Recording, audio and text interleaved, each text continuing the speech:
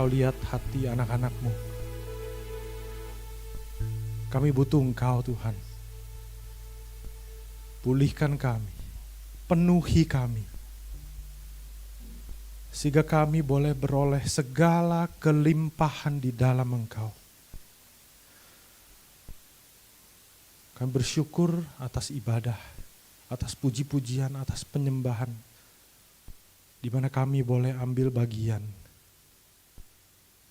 Kami boleh menyenangkan hati-Mu. Terima kasih Tuhan, terima kasih. Sebentar kami akan mendengar firman-Mu. Pakai hamba boleh menyampaikan hanya kebenaran daripada Engkau.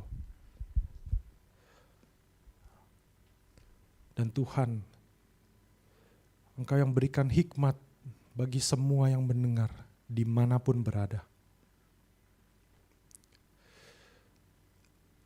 Biarlah benteng-benteng pikiran, kekerasan-kekerasan hati, kedegilan hati boleh hancur di dalam nama Tuhan Yesus. Sehingga firman-Mu boleh masuk, menusuk ke dalam hati. Dan kemudian boleh berakar, bertumbuh dan bahkan berbuah. Terima kasih Tuhan, terima kasih Tuhan. Engkau yang penuhi tempat ini. Engkau yang ambil alih setiap kami. Engkau yang beracara. Pakai waktu ini Tuhan. Kami mau serahkan di dalam nama Tuhan Yesus. Amin.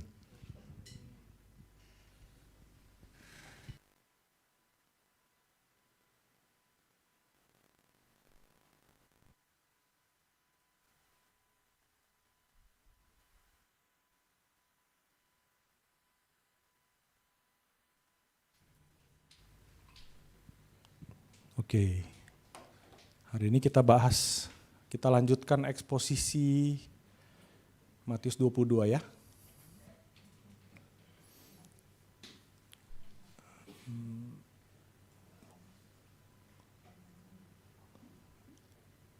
Hari ini kita akan bahas dari Matius 22,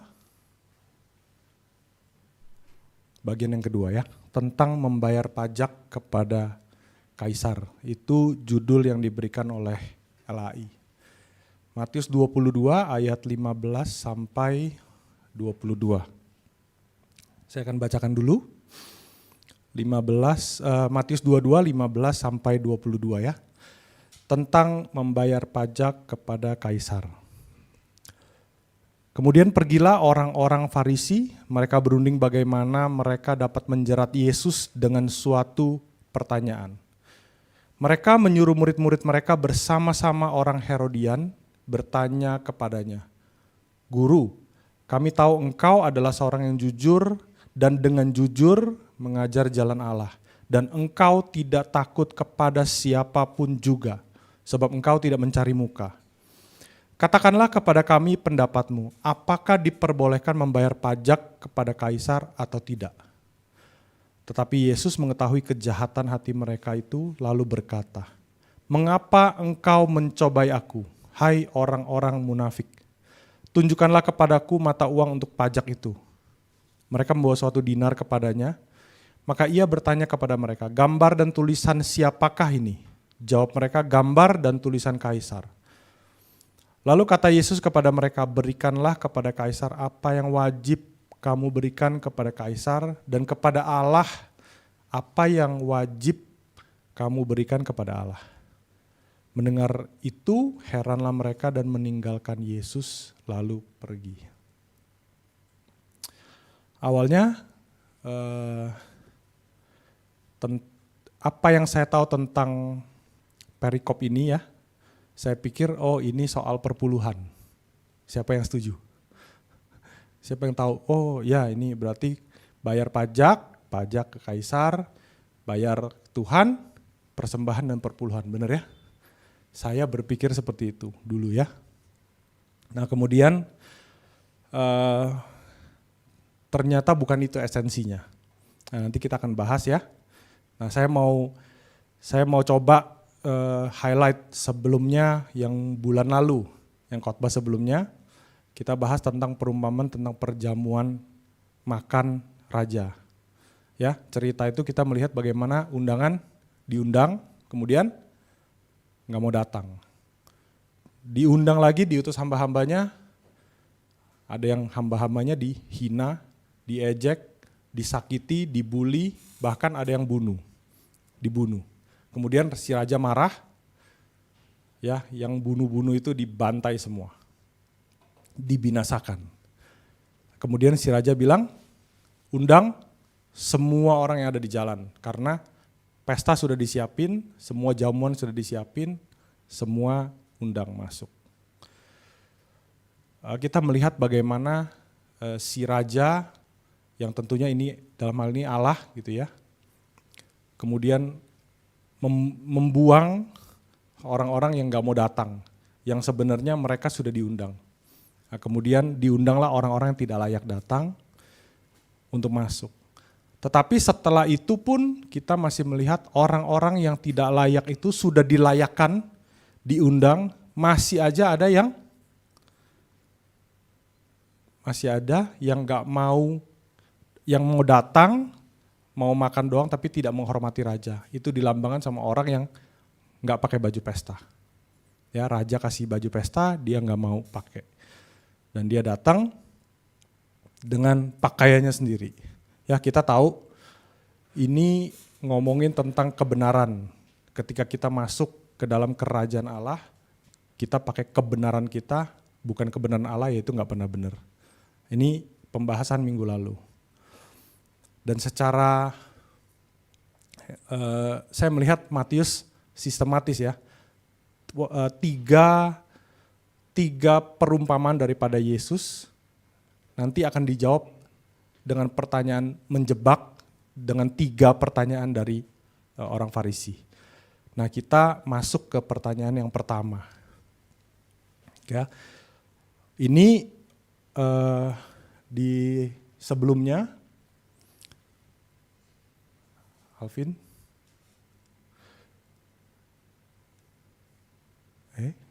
nah, Matius 22 ayat 15. Nah, sebelumnya orang Farisi tahu lewat 3 perumpamaannya Yesus itu, mereka lah yang menjadi target, mereka lah yang ditegur sama Tuhan, mereka lah yang sebagai orang-orang yang sudah diundang tapi nggak mau datang yang pertama, ya. Maka kemudian orang-orang Farisi ini pergi dan mereka berunding. Nah, ini orang-orang berdosa dan orang-orang yang degil hatinya. Ditegur malahan mau bales. Ya, ditegur bukan bertobat, bukan ngakuin kesalahan, bukan mikir merenung salah, tapi gimana kita balas. Ya. Tipikal orang-orang, ya, kita semua. Maka dia berunding. Kemudian sebentar. Oh ya benar ya, 16. Nah, mereka menyuruh murid-murid orang Farisi bersama-sama dengan orang Herodian. Herodian ini siapa? Ini satu hal yang menarik, ini saya ambil dari banyak sekali di internet, tinggal ketik Herodian siapa gitu ya. Salah satunya ini saya ambil dari Wikipedia, Herodians. Apa sih Herodian itu? Di dalam perjanjian baru, Herodian ini sama kayak anggota sekte atau kelompok Yahudi yang terkait dengan orang-orang Farisi yang menentang Yesus. Ya. Dan dianggap sebagai pendukung dinasti Herodes Agung. Tapi mereka berbeda sama orang Farisi. Bedanya ada di sini. Orang-orang Herodian pengen merdeka juga, sama kayak orang Farisi. Bedanya orang-orang Herodian maunya Herodes yang berkuasa. Oke? Sedangkan orang Farisi maunya kerajaan Daud, kerajaan Allah, kerajaan yang ada di perjanjian lama, kejayaan daripada kerajaan Daud, itu yang mau berkuasa. Maka orang Farisi menanti-nantikan Mesias, tapi bukan Mesias yang nyelamatin seperti Yesus, tapi Mesias secara politik dan secara militer. Yang dimaui oleh orang Farisi adalah ada satu orang penolong seperti Daud yang menguasai dan menaklukkan kekuasaan Romawi. Tapi orang Herodian enggak. Orang Herodian maunya yang berkuasa Herodes. Nah, mereka tahu dari semula Romawi dan Herodes Agung, Herod the Great, yang pertama kali Herod the Great itu yang ketemu sama orang Majus, yang bantai bayi di bawah 2 tahun, zamannya Yesus lahir, itu Herodes Agung. Ya, itu adalah pokoknya yang pertama Herodes. Ada ini sejarah nanti ya. Saya siapin ini jadi ngerti sejarah. Jadi papa daripada Herodes ini namanya Antipater. Dia punya hubungan dekat dengan orang Romawi. Nah, pokoknya satu saat orang Romawi ini, si Herodes ini ditunjuk ke satu daerah, yaitu daerah Yudea, dan kemudian diserang sama orang Partia. Kalau tahu orang Partia cuma disebutkan satu kali di Kisah Rasul ketika Roh Kudus turun atas murid-muridnya Yesus, di antara orang-orang yang bilang Petrus mabuk anggur, di antara orang-orang itu ada orang Partia. Orang Partia itu nyerang ke orang-orang Judea. Kemudian si Antipater kalah. Kemudian abis itu sama Romawi, disupport dia, dikasih tentara Romawi, serang balik. Nah, akhirnya menduduki Judea. Nah, ketika menduduki Judea atau Yudea. Menduduki Yudea, maka Herodes itu ditunjuk untuk ngatur seluruh area. Nah, kerajaan Yudea ada utara, ada selatan. Di zamannya Yesus, Herodes, anaknya daripada Herodes the Great ini, cuman menduduki bagian utara. Ya, daerah Galilea, daerah Perea, yang selatan diduduki oleh sekarang namanya Gubernur Pontius Pilatus. Tadinya Herodes, tapi Herodesnya dicopot, diganti orangnya Romawi.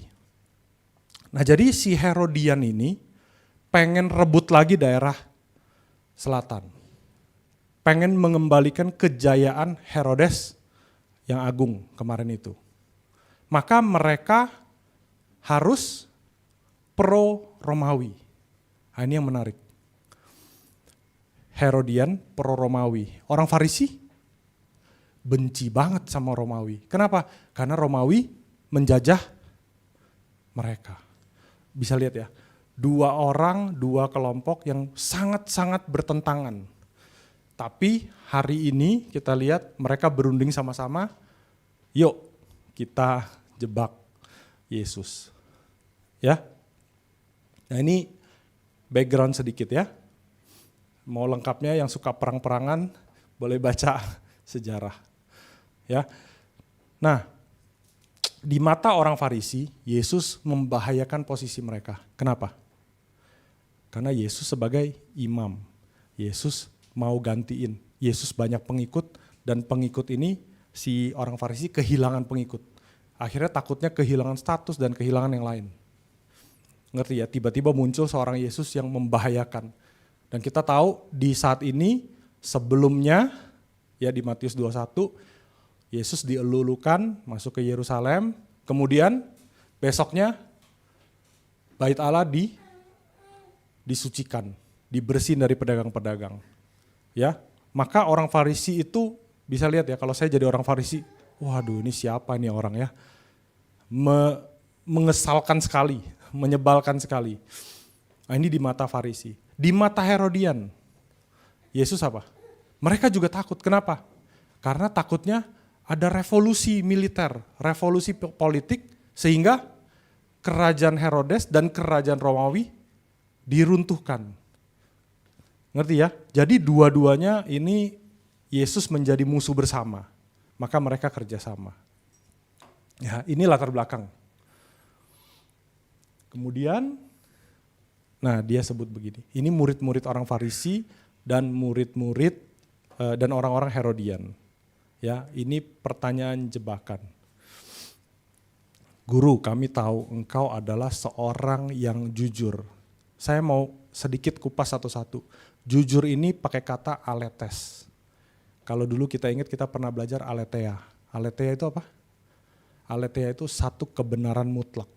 1 tambah 1 sama dengan 2. Nggak bisa 1,5, nggak bisa 3. 1 tambah 1 sama dengan 2 itu aletheia. Oke? Maka itu status yang disebutkan oleh si Herodian. Guru, engkau adalah orang yang jujur. Engkau dan dengan jujur mengajar jalan Allah, jalan aletheia, jalan kebenaran. Ya. Dan kemudian ajarin sebenar-benarnya jalan benar. Sense-nya begitu. Kemudian engkau tidak takut kepada siapapun juga. Wah, ini sengaja ya diangkat. Ya. Kalau kata dulu Brother Nathan habis diangkat di smash gitu ya. Diangkat dulu nih, ya. Tidak takut kepada siapapun juga. Mau siapapun yang yang menentang Yesus nggak takut, ya. Kemudian yang terakhir, tidak mencari muka, tidak imparsial. Maka itu semua yang disandang Yesus. Apakah ini semua benar? Ya benar, ini memang karakter Yesus. Ya, kelihatan dari ketika dia bersihin bait Allah, ya, dia menegur orang-orang Farisi, ini memang benar. Tetapi Yesus masalahnya tahu hati mereka.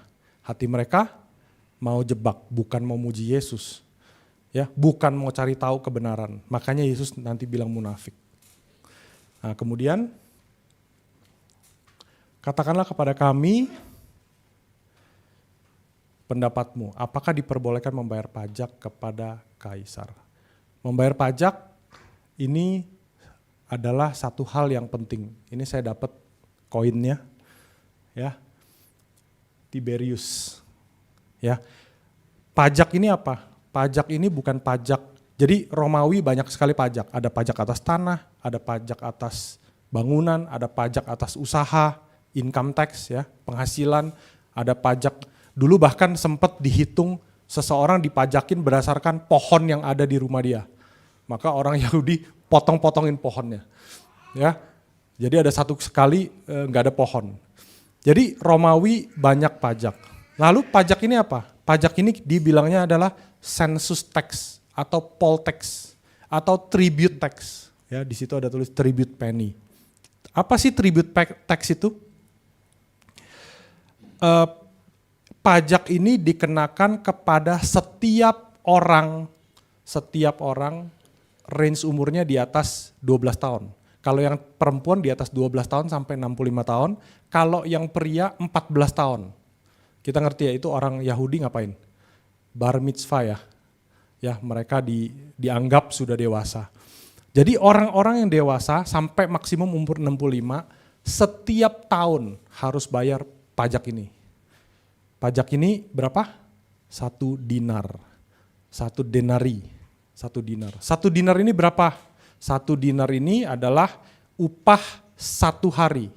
Jadi mereka harus bayar di dalam 1 tahun, upah 1 hari, sebenarnya nggak berat. Ya, kalau dilihat pajak-pajak itu lebih besar pajak di Indonesia sekarang. Pajak Romawi itu sebenarnya nggak terlalu besar, kecil-kecil. Ya, cuman yang bikin jadi besar siapa? Yang bikin jadi besar si pemungut cukai. Makanya orang Yahudi benci banget sama pemungut cukai. Karena mereka peras habis, jadi gede. Ya, yang kaya si pemungut cukai. Sekalian, katanya sekalian saya dihina-hina, ya, saya habisin kalian.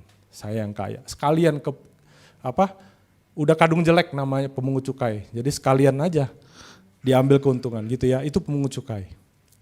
Nah, ini adalah lambang kaisar. Ini mukanya Tiberius, ya. Dan yang sebelah situ ada Tiberius pakai baju kebesaran dan tongkat, ya. Ya, ini saya ketemu dari website Inggris ya. Ya, ini buat kita tahu aja ada yang jual tuh. Ini koin 2000 tahun yang lalu. Biasa Niki suka nih. 2000 tahun bro. Ya. 379 pound sterling sekitar 6, sekian juta. Ya, boleh beli. Ya, kita lihatnya gede ya. Koinnya cuma segini teman-teman. Jadi denarius itu ada silver, ada gold. Yang ini silver. Maka sebenarnya sangat ringan pajak dari Romawi. Ini adalah pajak sensus. Tapi mereka juga bilang pajak tribute, ya. Pajak tribute. Nah, ini satu hal yang ditentang orang Farisi dan didukung oleh Herodian. Ingat ya, Herodian pengen baik-baikin karena dia pro Romawi. Maka dia mendukung Romawi untuk orang-orang Yahudi bayar pajak ini. Ya, apa sih? Ini tertulis gini ya, ada T dari Tiberius, ya, Caesar Divi AVG atau Augusti, ya, Philippus Augustus. Itu Caesar Augustus Tiberius, son of the divine Augustus. Jadi Tiberius itu adalah anak Kaisar Augustus yang dianggap dewa. Oke? Hukum Taurat bilang apa? Hukum Taurat bilang jangan nyembah Allah lain. Ini anak dewa, jangan nyembah Allah lain, ya. Jangan ada bagimu membuat patung, gambar dan segala macam. Ini gambar. Kalian ngerti nggak? Mata uang daripada Yahudi itu sikal, ya. Jadi mereka capek-capek kerja dibayar pakai sikal. 1 tahun sekali mereka harus bayar pajak. Sikal ini kan persembahan bait Allah. Mau kasih ke bait Allah, mau persembahan kasih Tuhan pakai sikal. Oke? Ketika mereka mau ambil sikal, uang yang seharusnya buat Tuhan, mereka harus tukerin denari. Habis itu dinar ini dikasih kaisar. Jadi buat mereka pemahamannya gini, uang yang seharusnya buat Tuhan malah dikasih ke Tuhan dunia, kaisar. Ngerti ya? Ini satu penghinaan yang sangat terhina, gitu ya. Lalu gambar kedua ini lebih kacau lagi. Ditulis Pontif Maxim. Pontifex Maximus itu singkatan, ya. Artinya apa? The High Priest. Dewa Allahnya si Agustus, karena dia adalah siapa? Anaknya, dia jadi priest paling tinggi, high priest. High priestnya Yesus kalau di Kristen kan.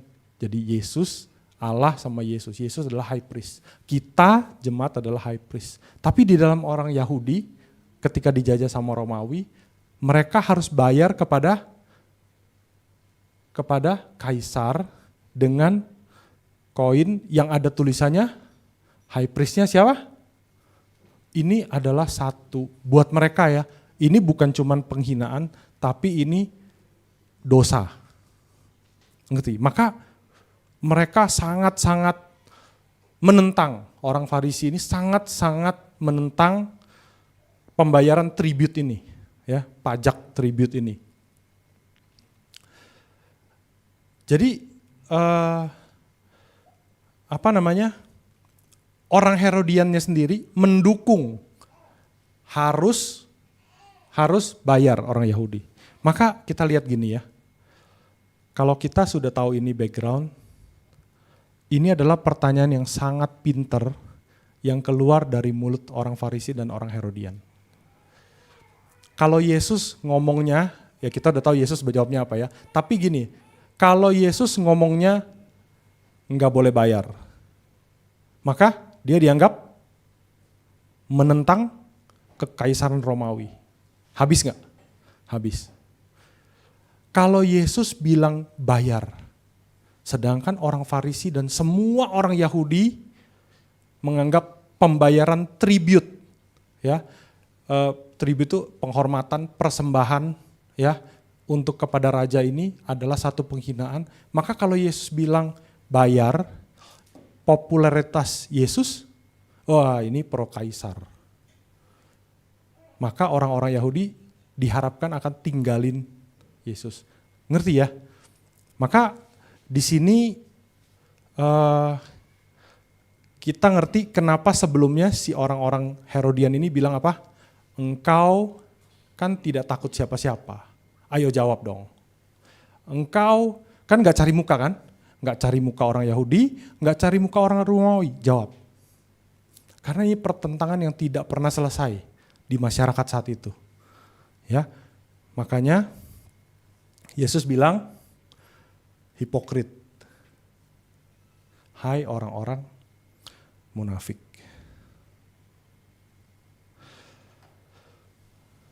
Saya ketika merenungkan hipokrit ya, seperti apa sih hipokrit?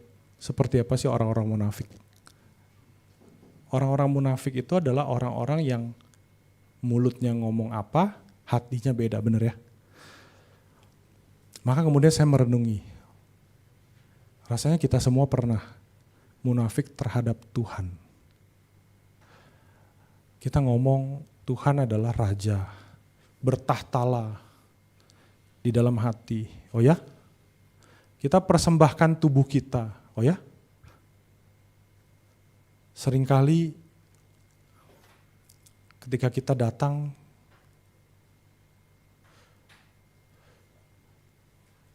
kita jadi orang yang munafik. Ya.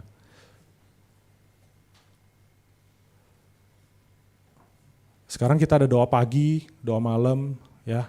Thanks to Sumi dan Ayu. Tapi ketika kita berdoa dan kita nyanyi,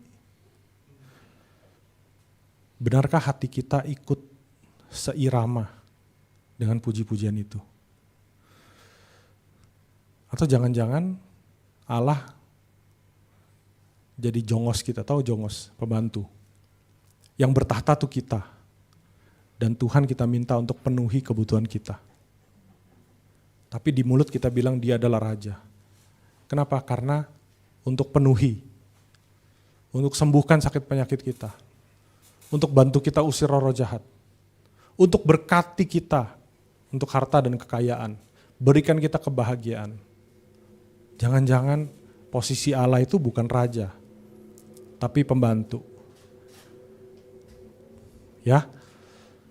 Itu hipokrits. Ya. Lanjut. Tunjukkanlah kepadaku mata uang untuk pajak itu. Untuk tribute itu. Untuk census tax itu, untuk poll tax itu. Ya, bahasa Inggris ada banyak terjemahan. Maka jawab mereka, gambar dan tulisan kaisar. Gambar dan tulisan kaisar. Lalu kata Yesus kepada mereka, berikanlah kepada kaisar apa yang wajib kamu berikan dan kepada Allah apa yang wajib kamu berikan. Bahasa aslinya berikan ini adalah apodidomi. Tadi yang ditanyakan oleh orang-orang Herodian, ya, apakah kita harus memberikan, itu pakai kata didomi, nggak ada aponya. Didomi. Didomi itu apa? Didomi itu membayar, memberikan upeti. Sense-nya gitu. Seolah-olah apakah kita harus kasih upeti, karena tribute kan namanya, tribute. Tribute itu penghormatan, upeti gitu ya, hadiah itu tribute. Ya. Orang Majus di Yesus ketemu Yesus, bayi Yesus ya, itu kasih tribute. Ya, itu penghormatan, itu tribute. Nah, pertanyaan orang Herodian itu, apakah kita boleh kasih tribute? Apakah tidak melanggar? Is it lawful? Apakah ini tidak melanggar hukum Taurat ketika kita kasih tribute kepada kaisar? Itu sense-nya. Tetapi Yesus jawabnya, apodidomi. Apa sense apodidomi? Apodidomi itu payback. Jadi seakan-akan kamu yang punya hutang dan kamu bayar kembali. Jadi bunyinya harusnya gini. Lalu kata Yesus kepada mereka, berikan kembali apa yang wajib kamu berikan kepada kaisar. Bayar kembali, karena itu hutang. Kemudian bayar kembali atau berikan kembali apa yang wajib kamu berikan kepada Allah.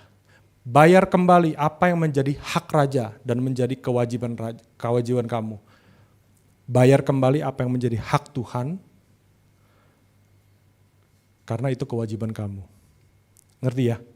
Jadi ini yang membuat mereka terdiam. Ya. Kamu menikmati semua fasilitas Romawi. Bahkan ada orang-orang Yahudi yang bisa kaya di dalam penjajahan Romawi loh. Ada orang-orang yang bisa kaya dengan berbisnis dan berdagang. Ada orang-orang yang tiap hari nggak diteror. Orang Romawi nggak tiap hari teror, suruh kerja paksa, kerja rodi dan segala macam, enggak. Ya, orang Romawi hanya jagain. Ya. Dan kamu menikmati keamanan, kamu bisa berdagang sesama Yahudi. Maka ini bayar, kata Yesus. Bayar kembali. Sense-nya itu. Ya. Lalu implikasi di zaman ini gimana? Implikasi di zaman ini, ya kamu bayar pajak. Kamu sudah nikmati penghasilanmu, bayar pajak. Kamu sudah nikmati tinggal di rumah dan segala keamanan, semua jalan ada, ya bayar pajak bumi dan bangunan. Bayar. Loko, itu pajaknya dikorupsi. Ya saya banyak sekali pengusaha-pengusaha yang dulu ketika saya kerja di bank ya, kan ketemu pengusaha-pengusaha dong ya, nasabah saya orang-orang berduit dulu ya. Itu enggak lah, saya nggak mungkin bayar semua. Percuma, dikorupsi. Mendingan kita jagain diri kita sendiri, siapa yang mau jaga? Oh ya? Pajak adalah kewajiban dan itu hak negara, maka kamu bayar. Urusan korupsi atau enggak, itu urusan orang pajak dan negara. Enggak usah pusing. Ya, ini kita kalau masuk ke negara komunis, negara apa, kalian bahkan tidak bisa kaya. Harta kalian dirampas dan dibagi-bagiin, semua harus sama rata. Itu partai komunis, itu negara komunis. Kamu bahkan tidak bisa kaya. Hari ini kamu bisa usaha dan kamu bisa kaya. Di negara yang dengan pemerintahan seperti itu aja, Tuhan bilang harus taat. Kita buka ya. Roma 13. Coba kita buka Roma 13. Roma 13. Yang pernah belajar Roma 13. Coba ya saya bacain. Roma 13. Tiap-tiap orang harus takluk, ayat 1 ya, dari ayat 1. Tiap-tiap orang harus takluk kepada pemerintah yang di atasnya sebab tidak ada pemerintah yang tidak berasal dari Allah. Semua pemerintahan berasal dari Allah. Dan pemerintah-pemerintah yang ada ditetapkan oleh Allah. Mau siapapun presidennya ditetapkan oleh Allah. Sebab itu barang siapa melawan pemerintah, ia melawan Allah. Ngeri ya. Dan habis itu bukan cuma itu, setelah melawan Allah, dia mendatangkan hukuman atas dirinya. Ayat 3, sebab jika seorang berbuat baik, ia tidak takut kepada pemerintah, hanya jika ia berbuat jahat. Maukah kamu hidup tanpa takut terhadap pemerintah? Perbuatlah apa yang baik. Bayar apa yang seharusnya kamu bayar, yang menjadi kewajibanmu. Maka kamu akan beroleh pujian daripadanya. Karena pemerintah adalah hamba Allah untuk kebaikanmu. Sekorupsi, serusak, seburuk apapun pemerintahan. Tetapi jika engkau berbuat jahat, menentang pemerintahan, takutlah akan dia karena tidak percuma pemerintah menyandang pedang. Pemerintah adalah hamba Allah untuk membalaskan murka Allah atas mereka yang berbuat jahat. Sebab itu perlu kita menaklukkan diri bukan saja oleh karena kemurkaan Allah, tetapi juga oleh suara hati kita. Itulah sebabnya maka kamu membayar pajak. Lihat ya Paulus, bayar pajak. Karena mereka yang mengurus hal itu adalah pelayan-pelayan Allah. Maka ketika kamu berhadapan dengan petugas pajak, itu adalah pelayan Allah. Bayar. Ya. Loko, kalau pemerintah larang jadi Kristen gimana? Larang agama Kristen gimana? Nggak boleh sembah Tuhan, baca Alkitab. Tunggu dulu. Kita lihat siapa?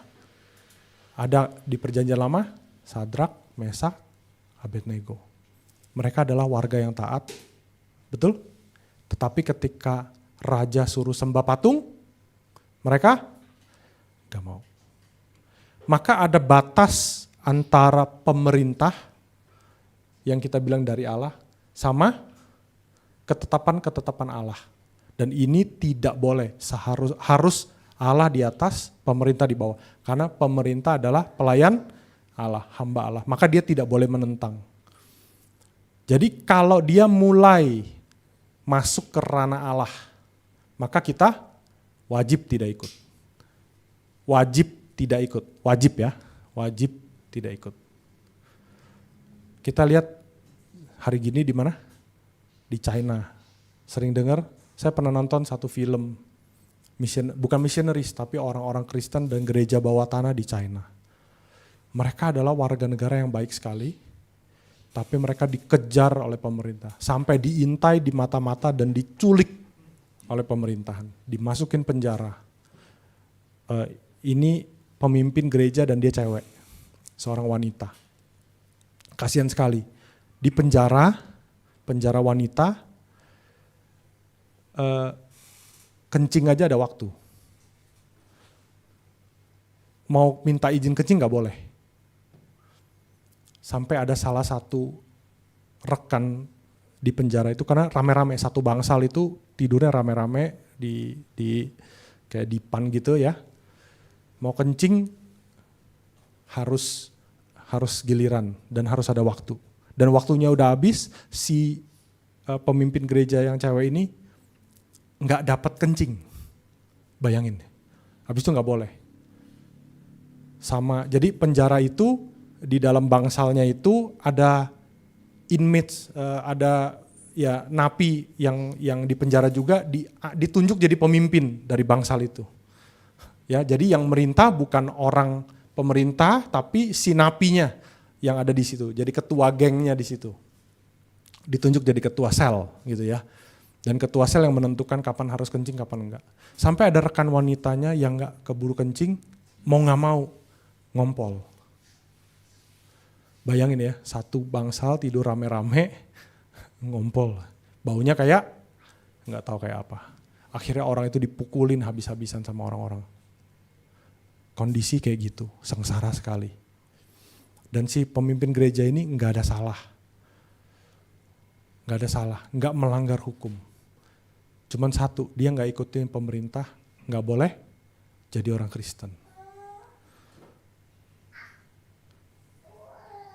Meskipun pemerintah ngejar mereka, nyiksa mereka, tapi anggota-anggota jemaat atau orang-orang yang dekat dengan si pemimpin wanita tidak meletuskan revolusi melawan pemerintah. Bisa lihat nggak? Ini orang Kristen yang kayak gini. Mereka nggak ada niat untuk ngelawan karena mereka ngerti sekali bahwa pemerintah dari Allah. Tapi mereka hanya tidak bisa tunduk sama aturan itu. Sisanya saya tetap tunduk. Saya tidak melawan. Kekuatan mereka doa, puji-pujian, PPW di bawah tanah. Karena nggak boleh, dilarang sama pemerintah. Ini yang terjadi di mana? Di negara-negara Timur Tengah. Sama orang-orang Kristennya juga begitu. Bahkan mereka bisa dibunuh. Jadi sensenya orang Kristen ketika dihalangi untuk menyembah Tuhannya.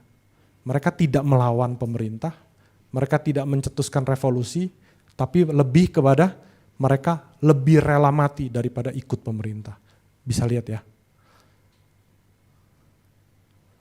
Satu hal itu, mereka nggak tunduk. Karena ketunduknya kita kepada pemerintah, karena kita tunduk kepada Allah. Maka kalau pemerintah suruh nggak boleh tunduk sama Allah, kita nggak akan bisa lakukan itu. Ya, saya highlight sedikit. Paulus juga ada ngomong gini, bayarlah sama apodidomi, ya, kepada semua orang apa yang harus kamu bayar. Ya, dus itu ya hutang. Ya, sesuatu yang kamu, kalau hutang jatuh tempo ya, itu due, sudah due. Ya, apa yang harus kamu bayar? Ya, bayar hutangmu. Hutang apa? Bukan cuma hutang duit. Yang pertama apa? Tribute, foros. Tribute itu yang tadi. Kita memberikan penghormatan, penghargaan. Bisa lewat materi, bisa lewat gesture, bisa lewat sikap kita. Ya, yang berhak menerima tribute, pajak. Cukai, ya ini pajak. Cukai, telos, custom. Ya, barang impor, bayar pajak. Yang nyolong-nyolong, impor borongan, ya itu enggak taat. Ya, jadi bayar pajakmu. Ya, harus wajib pungut PPN, bayar. Bayar. Custom, ya. Rasa takut, phobos. Loh, katanya orang Kristen bebas dari rasa takut. Rasa takut ini, Petrus ada ngomong gini, 1 Petrus 2 ayat 18, hai kamu hamba-hamba, tunduklah dengan penuh phobos, penuh ketakutan. Phobos itu fobia, ya fobia diambil dari kata phobos, fobia. Tunduklah dengan penuh ketakutan kepada your master, tuanmu, atasanmu, bosmu. Tunduklah dengan penuh ketakutan. Dan dilanjutkan sama Petrus, bukan saja kepada yang baik dan peramah, tetapi juga kepada yang bengis. Kalau ada orang Kristen jadi bos bengis, ya bertobatlah kau.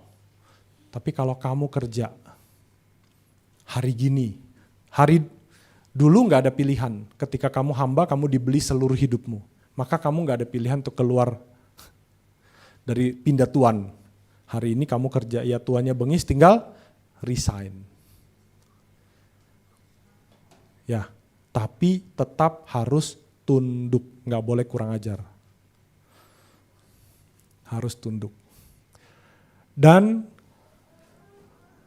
hormat kepada orang yang berhak menerima hormat. Hormat ini pakai kata time, bukan timo ya, time. Time ini dulu kita pernah bahas, timeo itu adalah rasa respect yang didasarkan pada kasih, the dearest, itu timeo. Jadi time adalah satu penghormatan, satu honor, apa honor ya? Ya, memberikan honor, memberikan kemuliaan, penghormatan. Maka kamu bayar. Itu menjadi hutang, ingat.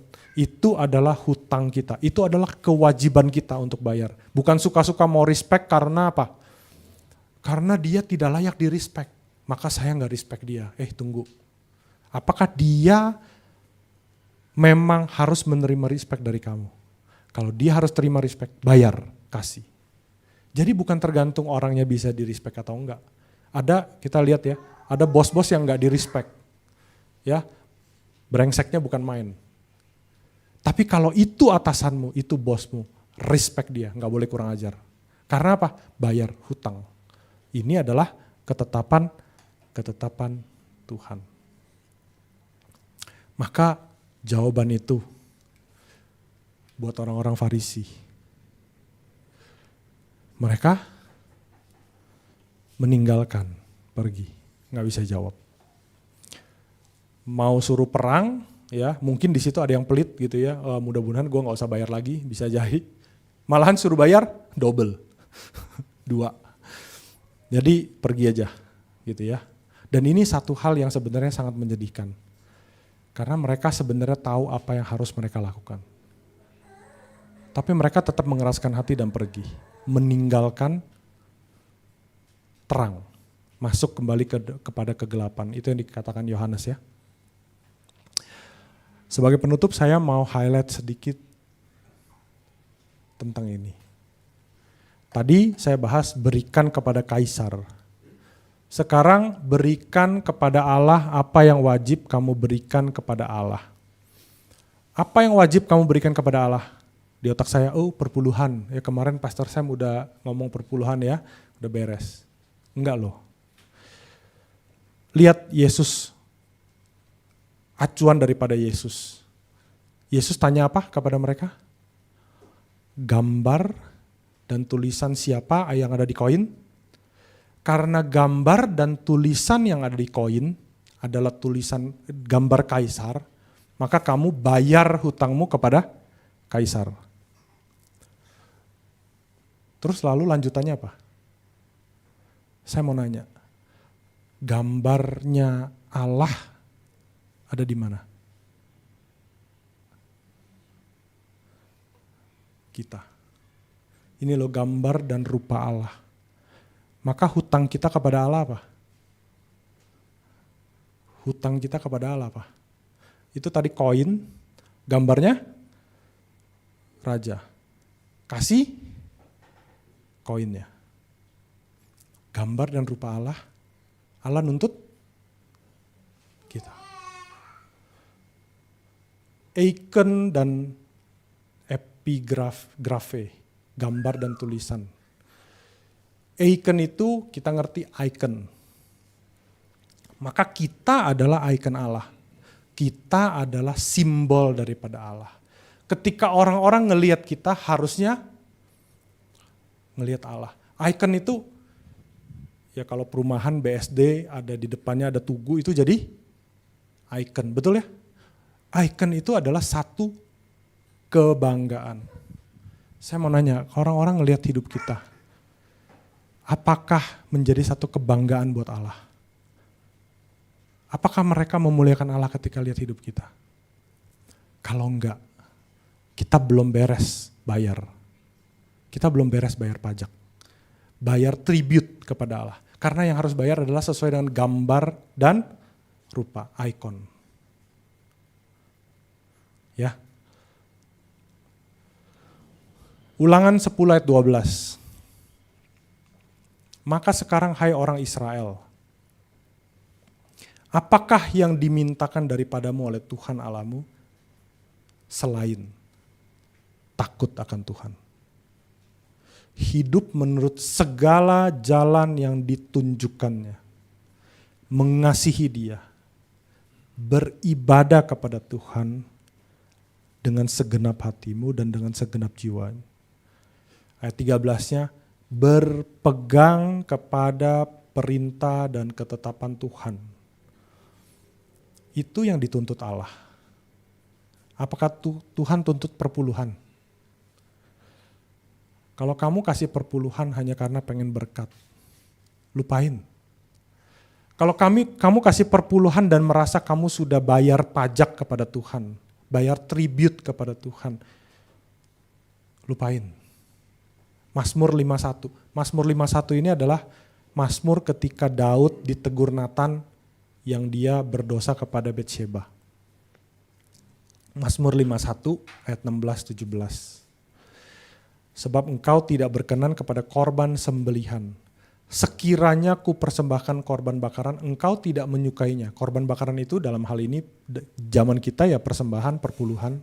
Apapun yang kamu persembahkan, tenagamu, ya waktumu, kamu jadi aktivis, kamu melayani, bahkan tidur di gereja 24 jam buat Tuhan. No, ayat 17. Korban sembelihan kepada Allah ialah jiwa yang hancur. Jiwa yang hancur. Paulus bilang, persembahkan tubuhmu sebagai ibadah yang sejati. Persembahkan. Kau persembahkan uangmu, perpuluhanmu. Kalau itu sebagai lambang engkau mempersembahkan hidupmu, maka itulah persembahan yang berkenan kepada Tuhan. Maka kita lihat, bukan soal perpuluhan. Ya, Pastor Robert pernah ngomong soal ibadah, ingat? Ibadah bukan hari Minggu doang. Hari Minggu adalah kita bersukacita, ya, celebration, pesta. Tetapi ibadah kita adalah keseharian hidup kita. Bagaimana kita berlaku, bertindak, berpikir. Dan saya senang dengan apa yang diilustrasikan Pak Yo pas menyambut Sumi dan Ayu ya. Dia bilang suruh apa? Masih ingat? Pesannya, singkat, padat, jelas. Kobarkan api. Bagaimana api bisa berkobar? Dikipasin? Samcan. Bakar daging. Manusia lama kalian, dosa-dosa kalian. Hati kalian yang bengkok. Hati kalian yang tidak berpegang kepada ketetapan. Serahkan kepada Tuhan. Bakar. Kekhawatiran kalian, kelemahan kalian, sakit penyakit kalian, ketakutan kalian apapun. Serahkan kepada Tuhan. Dibakar. Masuk ke dalam hadirat Tuhan, dibakar. Dan kalau bakar, barbecue sendiri seru gak? Barbecue itu rame-rame, kayak kemarin kita barbecue seru ya. Meskipun hanya beberapa orang yang bakar gitu ya. Tapi barbecue rame-rame. Maka ketika kita menyerahkan rame-rame. Hari ini gereja menyediakan sebuah fasilitas, menurut saya itu berkat. Pagi dan malam doa. Pagi dan malam. Ini gak ada paksaan yang bisa datang, yang available. Kalau memang benar-benar gak bisa, it's okay. Karena bukan soal kamu datang ke persekutuan, bukan kamu datang doa pagi dan malam, tapi soal bagaimana kamu hidupmu ketika kamu menghidupi hidupmu. Apakah hidupmu sebagai persembahan buat Tuhan? Apa yang harus kita kembalikan, kita kembalikan. Tuhan udah tebus hidup kita semua. Kita masih hitung-hitungan sama Tuhan. Kita berdoa.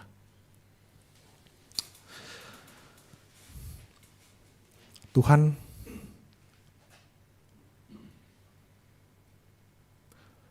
ampuni kami bila kami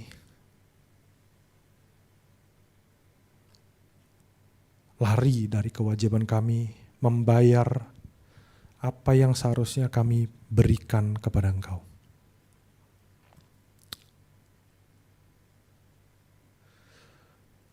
Hari ini Engkau lihat hati anak-anak-Mu yang berkomitmen kembali memberikan hidupnya sebagai persembahan yang hidup, persembahan yang berkenan, wangi-wangian yang harum bagi Engkau. Tuhan, Engkau yang pimpin, Engkau yang berkati mereka. Engkau pakai lebih lagi hidup mereka untuk menyatakan kerajaan-Mu di bumi. Sehingga orang lain melihat hidup kami adalah hidup seorang yang lebih daripada pemenang di dalam Engkau. Karena kami adalah anak-anak-Mu. Tuhan, biarlah api boleh terus berkobar. Biarlah kami boleh terus mempersembahkan hidup kami sesuai dengan gambar, icon daripada Engkau. Terima kasih Tuhan. Di dalam nama Tuhan Yesus Kristus kami berdoa. Amin.